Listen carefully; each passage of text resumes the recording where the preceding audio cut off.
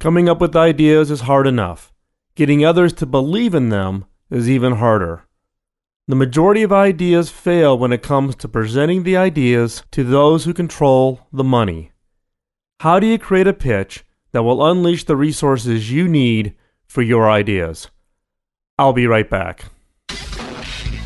This is the Killer Innovations Podcast with Phil McKinney. Keep in mind that the information and opinions expressed in this podcast are Phil's, and Phil's alone, and they don't necessarily reflect those of his past, current, or future employers. Now, here's Phil McKinney. The basic idea of having an idea is that something has to change. You are either creating a new product, modifying an existing one, proposing a change to a process, or some other change. Even if your idea is the best thing ever invented, it's the best thing since sliced bread, it's still going to require someone to change.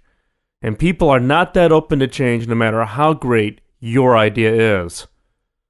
So when you and your idea come before someone that doesn't want to change, you are starting off with a significant disadvantage. Smart organizations embrace change, no matter how uncomfortable it is. They create organizations and tools that allow for ideas to be submitted, to be reviewed, to be approved, to be validated, to be put into the market. They look for those catalysts of change. Old, stodgy organizations resist change and avoid enabling change to find any traction within the organization. They, in fact, will spend an inordinate amount of time simply building roadblocks. They'll put in laborious processes. They'll put in levels of management. They'll put lots of things in place in order to prevent new ideas from coming in to the organization. Now, since most of us don't work for those types of organization, the success of an idea falls on how well we do with our pitch. And keep in mind, the better the pitch, the more likely we will be in finding an executive who will sponsor your idea. What are the steps to creating a killer pitch? 1.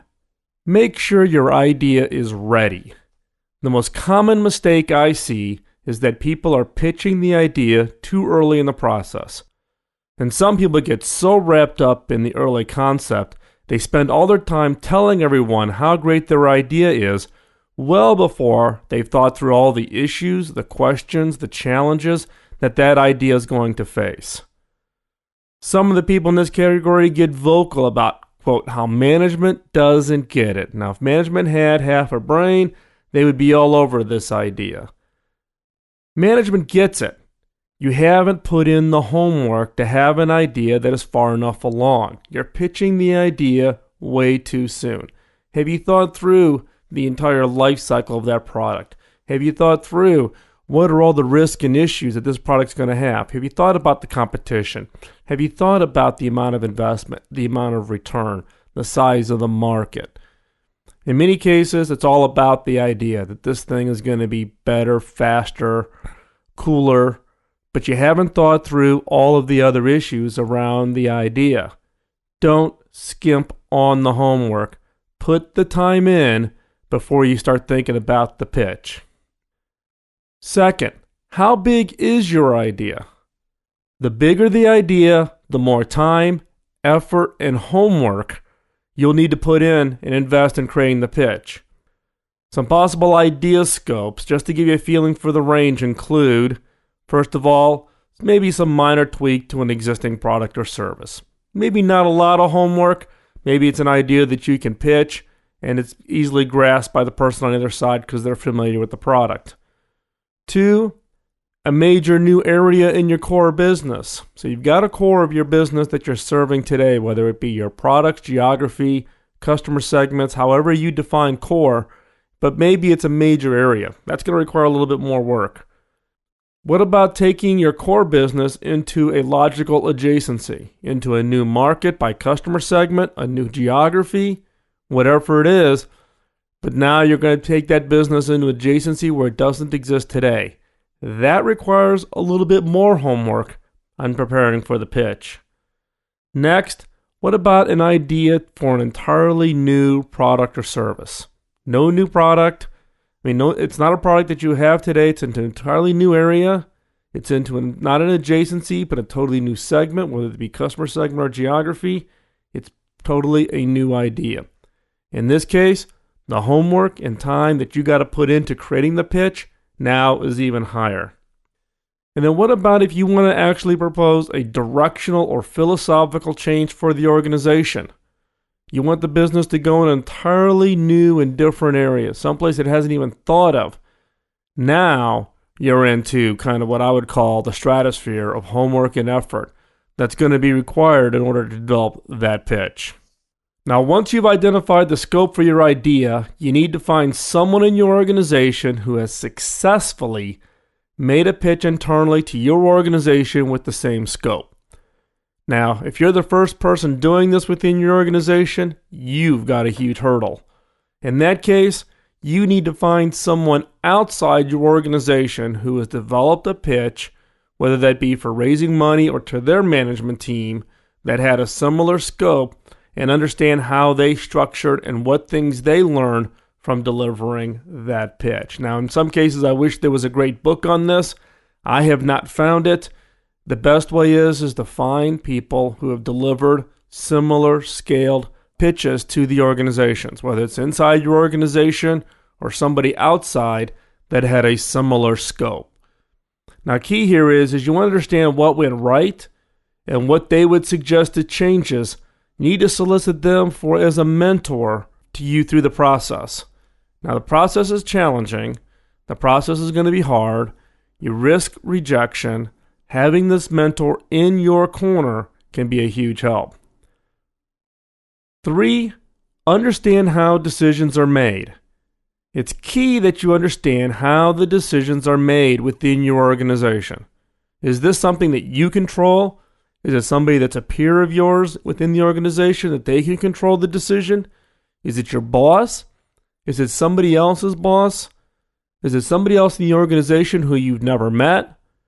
Or the ultimate problem is that you don't know who will make the decision or how the decisions are made. It's not just about who has the power to approve your idea, but you also have to identify and understand influencers. These are key advisors who may not be in the decision path, but who can either support or kill your idea.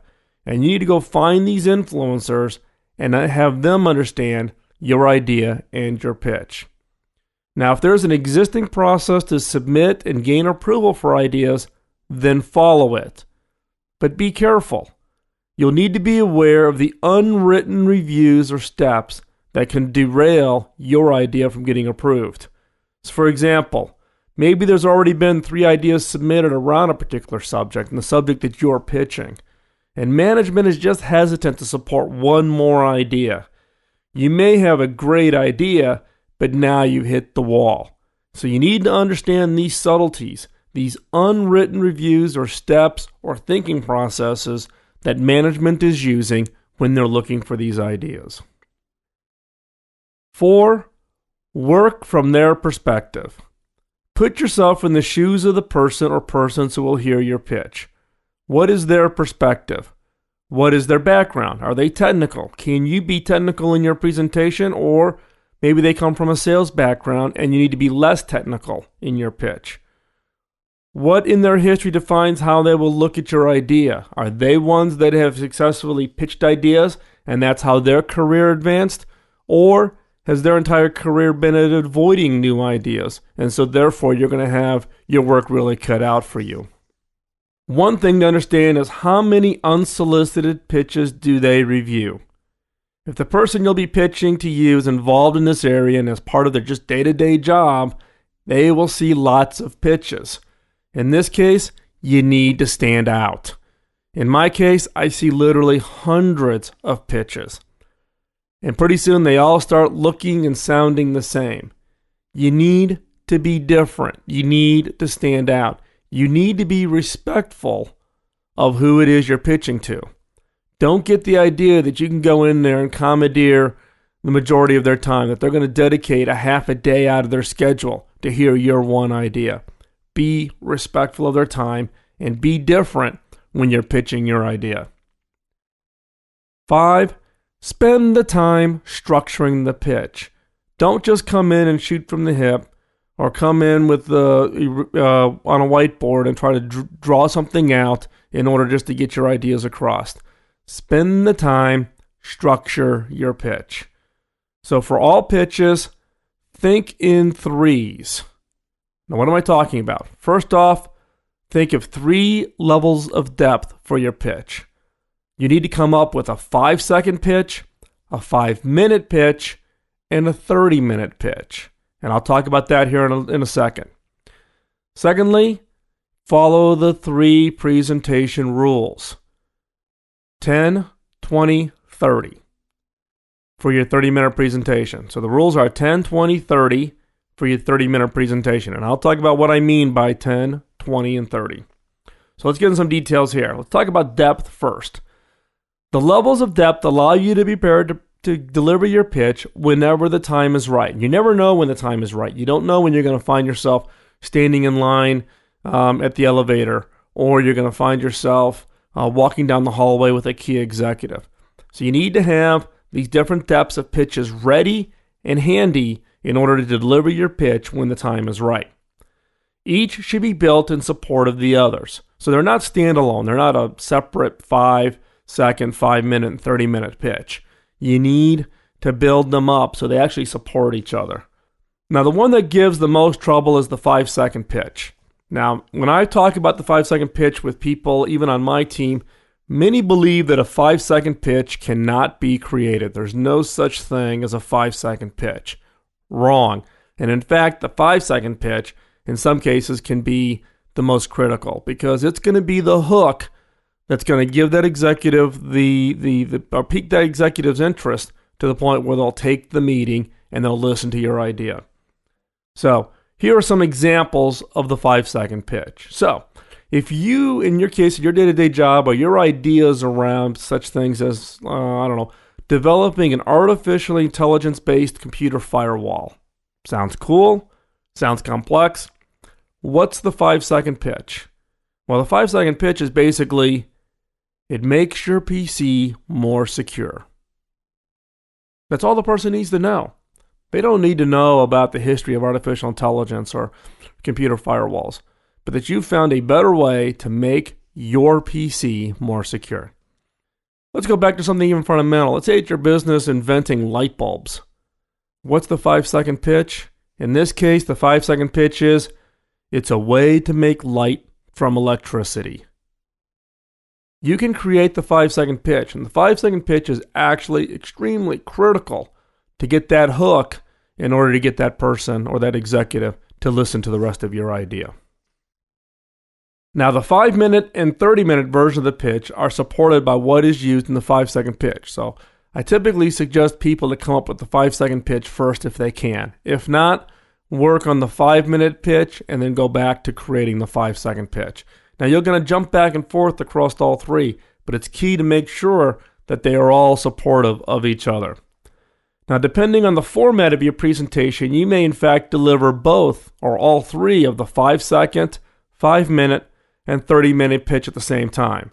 So the 5-second sets the context early in the pitch. What is it you're doing? The 5-minute gives the framework of the problem, the why, and the approach, how. And the 30-minute pitch provides the detail of what results you'll deliver with the right support and the right resources that you're asking for. So again, the 5-second sets the context early as to what. The 5-minute gives the framework of the problem, the why, and the approach. The 30-minute provides the detail of what results you will deliver with the right support and the right resources. Now, what do I mean by the 10, 20, and 30 rule that I talked about earlier? Now, the 10, 20, and 30 rule comes from Guy Kawasaki, who's actually one of the very first Apple evangelists, and he's written many books, and I've actually talked about his books, and some of his books are available on the Killer Innovations Toolkit site. And basically what Guy is talking about in this 10, 20, and 30 rule is fundamentally rule number 1, 10. No more than 10 slides in your entire pitch. Second, 20, last no more than 20 minutes. Leave time for Q&A and discussions. In my case, nobody ever leaves time for the Q&A. A 30-minute presentation and coming in with 45 slides, you leave no time for questions. You don't even get through your entire slide deck. There's not enough time for questions. Questions can't be answered. You've lost the opportunity to win the pitch. And last but not least, no less than a 30-point font. Many of you just are cringing at that thought, but in many cases, the slides come in with way too much text. Text that could never be read, never could be understood, and you obviously don't understand your pitch well enough. So again, follow the 10, 20, 30 rule. No more than 10 slides, last no more than 20 minutes, no less than 30-point font. This will force you to be disciplined on pitching your idea, because if you can get down to this 10, 20, and 30 rule and have a 5-second, 5-minute, 30-minute pitch, you are going to have a killer pitch just from the standpoint of this is going to force you to really think through your idea and how your idea applies. Now, a quick point on what should be presented in the pitch. So what are the areas that you need to cover in the pitch? And I'm just going to cover this quickly. I'm not going to go into detail. Many of you are going to have this as background, but I just want to include it in the list here. 1, define the problem. 2, define your solution. 3, define the business model. 4, define the underlying magic, whatever it is, the secret sauce of the idea that you've come up with. 5, define the marketing and sales, the go-to-market. 6, define the competition. And there's always competition.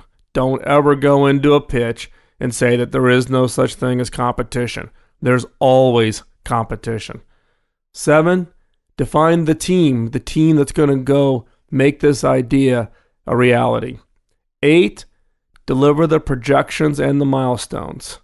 9, deliver the status and the timeline. How much work have you put in it so far, and what is the timeline through to completion? And 10, deliver the summary and the call to action. And the call to action is critical because that's the ask. What are you asking for? Now, going on to structuring your pitch, the next is test your pitch. Now, this should go without saying, but for some reason, people don't practice. They don't practice delivering it. They don't practice getting in front of people. Go and find people who will give you honest feedback. Videotape yourself if you have availability of a video camera. Show the videotape to others. Pitch it live to other people. Ask them to pretend to be whoever it is you'll pitch to. Is it the CEO? Is it Donald Trump? Is it your boss? Whoever it is, ask them to play that role and for them to ask questions. Challenge your assumptions. Critique your idea. Critique the approach. Critique your slides. Critique everything. This is the point where you want to get the critique and criticism so that you can get better, not while you're delivering the real pitch and when you're trying to win the right resources for your idea. So test your pitch and then listen.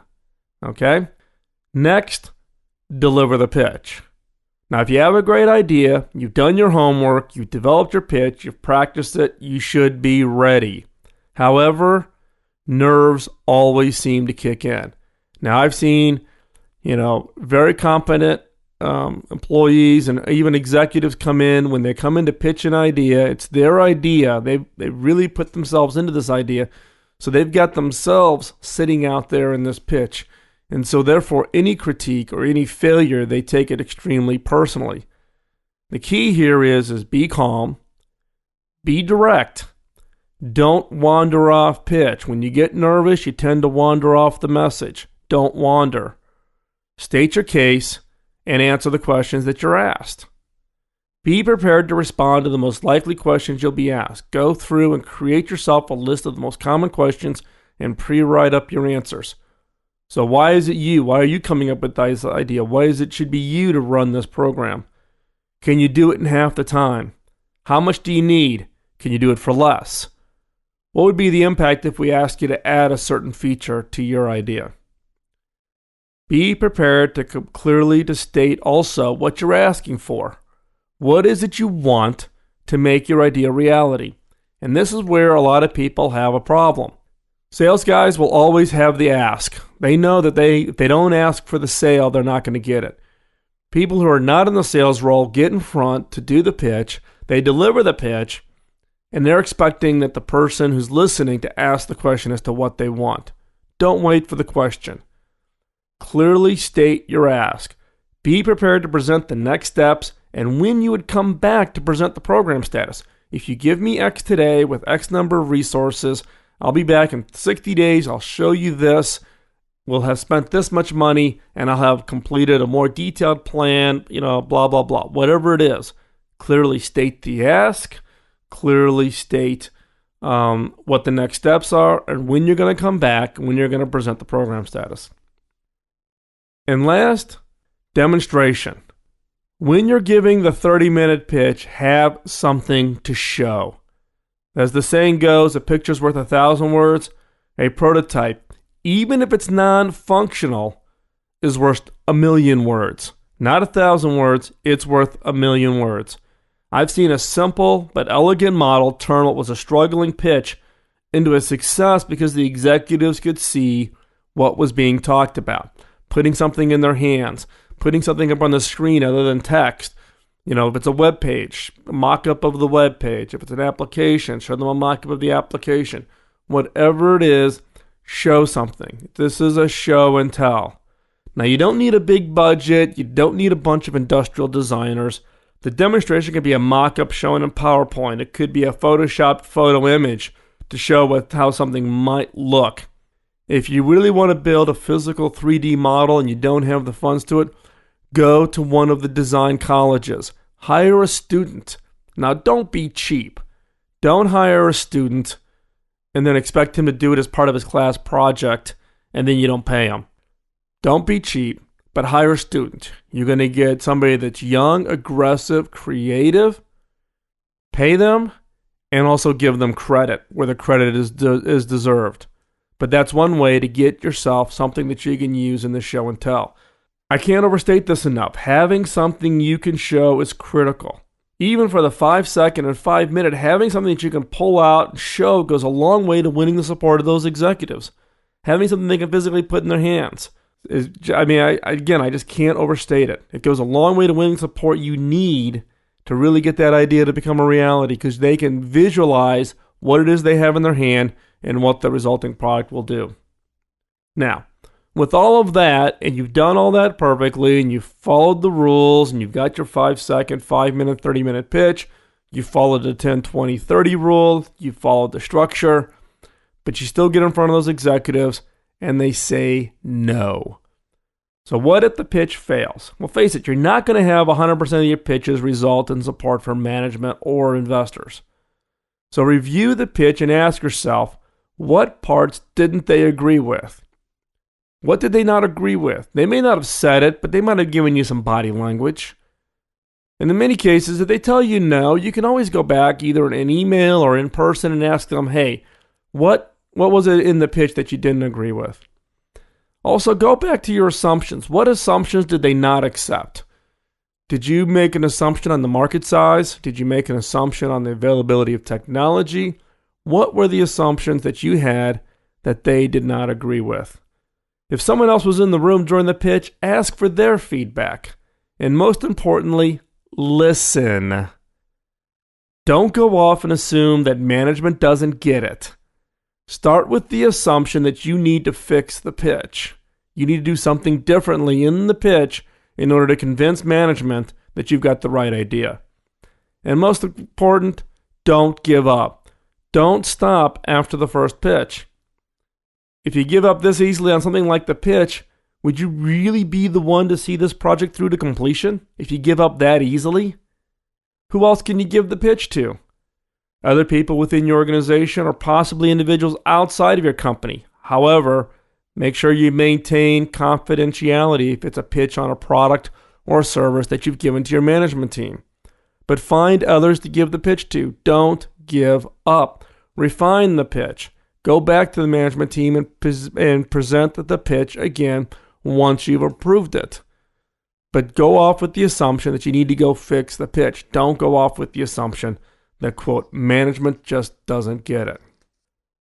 So in summary, the pitch is the critical step to gaining support for your idea. Unless you're born rich, you need to secure money, resources, equipment, and expertise. And the way to go secure that is the pitch. The pitch could be to team members to convince them to join your team.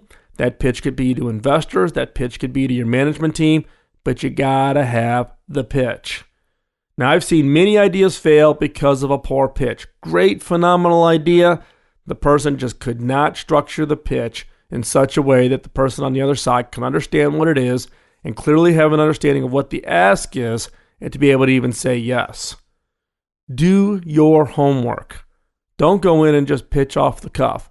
Do your homework, depending on the size of the idea, the size and scope of the opportunity, the scope and impact to your organization, but do your homework.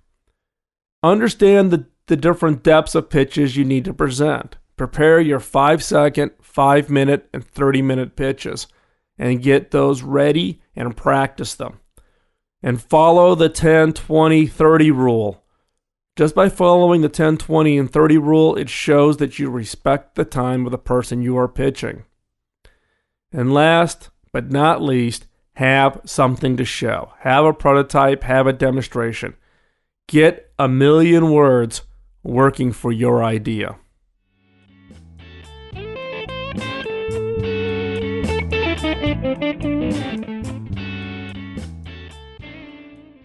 This week's killer question may be a repeat for regular listeners of the podcast. This has been covered before, but they are so critical, I felt it was worth repeating.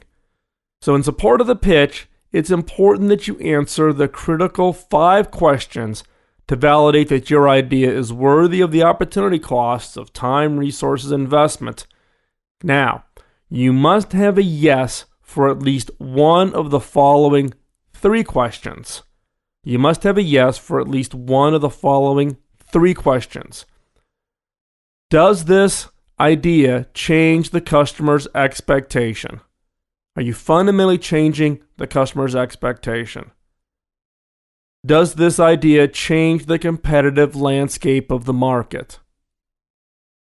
And does this change the economics of the industry? Now, if you have an idea that does not change the expectation, does not change the competitive landscape, and does not change the economics, then why are you wasting everybody's time? You have to have a yes for at least one of these questions. Does this change the customer's expectation? Does this change the competitive landscape of the market? And does this change the economics of the industry? So, assuming your idea has a yes to one of those questions, then you have to have a yes to both of the following 2 questions. Does your organization have something to contribute? And will this idea generate enough revenue and margin? Now, why these 2 questions? First off, does your organization have something to contribute? Well, let's face it, large corporations in particular potentially have a lot of cash on hand and can go do a lot of interesting things with money. But do they have expertise? Are they structured such a way? Can they effectively bring something to the market? So it has to match up with something that the core business is at least focused in on. So does your organization have something to contribute? Secondly, will this idea generate enough revenue and margin? This is fundamental for the business. Now, if you're a nonprofit, maybe you change this last question to mean something else. But from a standpoint of a for-profit business, that last one is critical. You need to be able to show how your idea is going to generate enough revenue and enough margin to warrant a return against the investment. So again, one more time, this week's killer questions. You must be able to answer yes to at least one of the following 3 questions. Does this change the customer's expectation? Does this change the competitive landscape of the market? Does this change the economics of the industry? And then you must be able to answer yes to both of the following 2 questions. Does your organization have something to contribute? And will this idea generate enough revenue and margin?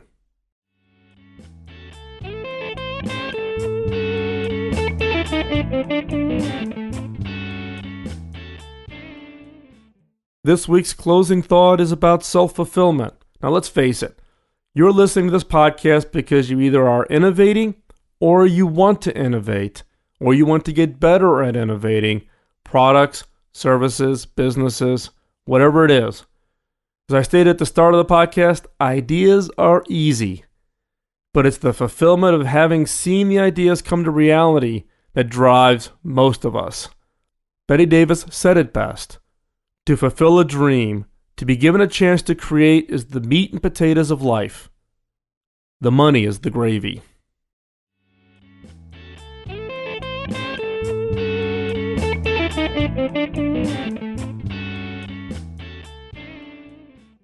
Thanks for listening to this week's podcast. Send your feedback and comments to podcast@killerinnovations.com, or you can Skype me at Phil_McKinney. For the show notes on today's show, along with the archives for all of the previous shows, which are north of about 70 shows, I think we're approaching almost 45 hours of podcasts now in the archive. And you can find the entire archive and the show notes for all previous shows at killerinnovations.com. Don't forget to vote for your favorite podcast over at dig.com, iTunes, Yahoo, Podcast Pickle, or whatever podcast site you visit. It's the easiest way for you to let the producers of your favorite podcast know that you truly do appreciate the time and effort they go into producing the content. And pay it forward by telling others. Visit the other content on the Killer Innovations site. Things on the Killer Innovations site include my personal blog, the Killer Innovations reblog, which is content found on the web, all on creativity and innovation. It's a one-stop location for you to keep up on the latest articles and the latest writings on creativity and innovation. The Innovation Toolkit, books, cards, tools and tricks that you can use if you're running innovation programs within your organization. And the Killer Innovations community site, where you can get together with other listeners of the Killer Innovations podcast, share your thoughts, ask your questions, and get the benefit of having that community supporting you as you go out and create your next killer idea. Thanks again for taking the time out of your busy schedule to listen to this podcast. I know it is a lot of time to go out there, pull it down, load it up, listen to it. I do truly appreciate the value of your time that you put into listening to the podcast and providing me with the feedback and your thoughts. I'll talk to you again real soon. Bye-bye.